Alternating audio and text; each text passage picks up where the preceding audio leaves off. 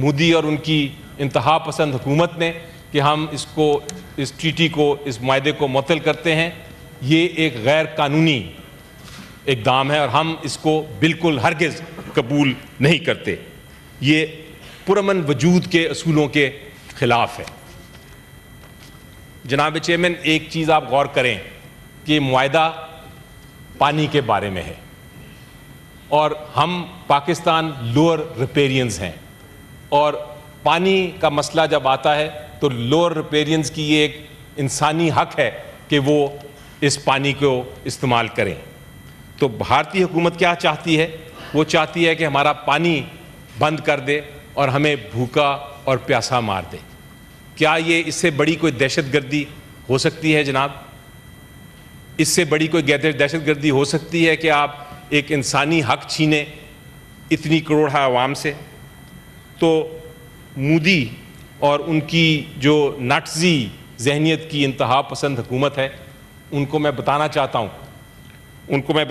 ہوں کہ یہ جو انہوں نے حملہ کیا ہے یہ صرف معاہدے پہ نہیں ہے، یہ پھر اعلان جنگ ہے۔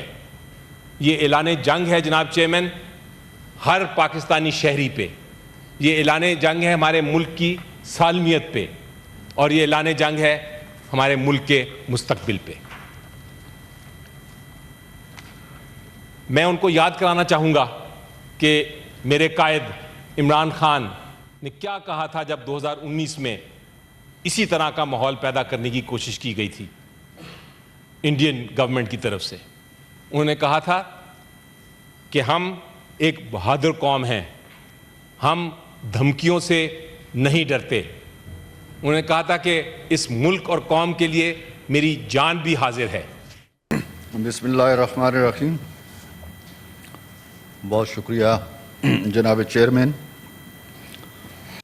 یہ بڑی خوشائند بات ہے کہ جو واقعہ ہوا ہے اس کے حوالے سے، اور بھارت نے جو یک طرفہ کارروائیاں کی ہیں، جو یک طرفہ پروپیگنڈا کیا ہے، جو یک طرفہ الزامات ہم پہ لگائے ہیں، ان کے حوالے سے پورے ہاؤس نے اتفاق رائے سے یک زبان ہو کر اسے کنڈیم کیا ہے۔ یہ بہت اچھی بات ہے۔ اور قرارداد کی تیاری کے وقت لیڈر آف دی اپوزیشن بھی موجود تھے، پارلیمانی پارٹی کے جو پی ٹی آئی کے لیڈر ہیں وہ بھی موجود تھے۔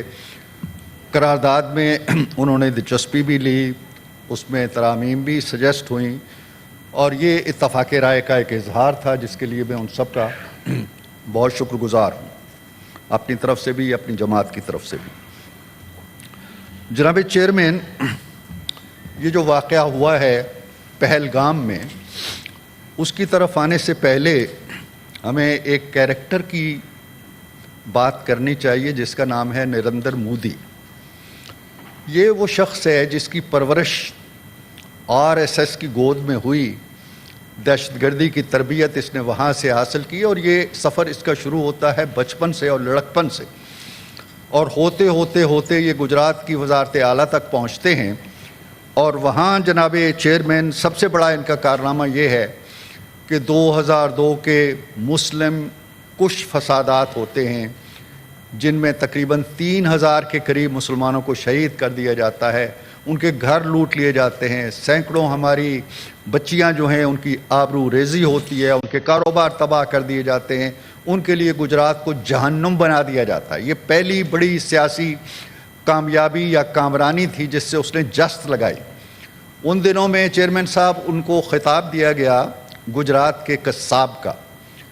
یہ خطاب ہمارے لیے تو شاید طنز کا یا تشنیع کا باعث ہو، لیکن انہوں نے اس کو اپنے لیے اعزاز بنایا، اپنے لیے سند افتخار بنایا، اپنی سیاست کی حکمت عملی بنائی کہ کس طرح مسلمانوں کو کچلنا ہے، کس طرح ایک خاص اپنے تصور مذہب کو پروان چڑھانا ہے۔ جناب چیئرمین، دنیا کا کوئی مذہب بشمول ہندو مت کے ظلم کی تلقین نہیں کرتا، جبر کی تلقین نہیں کرتا، غیر انسانی رویوں کی تلقین نہیں کرتا، لیکن مودی صاحب نے انہی رویوں کا پرچار بھی کیا، ان رویوں پہ عمل بھی کیا، اور وہ ہندوستان جو نہرو کے زمانے میں کہلاتا تھا جی کہ ہم اپنے سیکولرزم پہ ناز کرتے ہیں اور ہم اپنی جمہوریت پہ ناز کرتے ہیں. دنیا کی سب سے بڑی جمہوریت جو تھی وہ دنیا کی سب سے بڑی قتل گاہ بن کے رہ گئی, مسلمانوں کے لیے بھی اور اقلیتوں کے لیے بھی, صرف ایک شخص کے اس رویے کے باعث. اور یہ معاملہ چلتا رہا. اس کے ساتھ ساتھ آپ دیکھیے کشمیر کے اندر جو مظالم کا سلسلہ ہے وہ بھی بڑا پرانا ہے, سال ہا سال سے جاری ہے, اور اب تک کے محتاط اندازوں کے مطابق ہمارے 90,000 کے قریب کشمیری باشندے اور مسلمان شہید ہو چکے ہیں, اور 25,000 کے قریب ہماری بہنیں, ہماری بیٹیاں بیوہ ہو چکی ہیں. 12,000 کی تعداد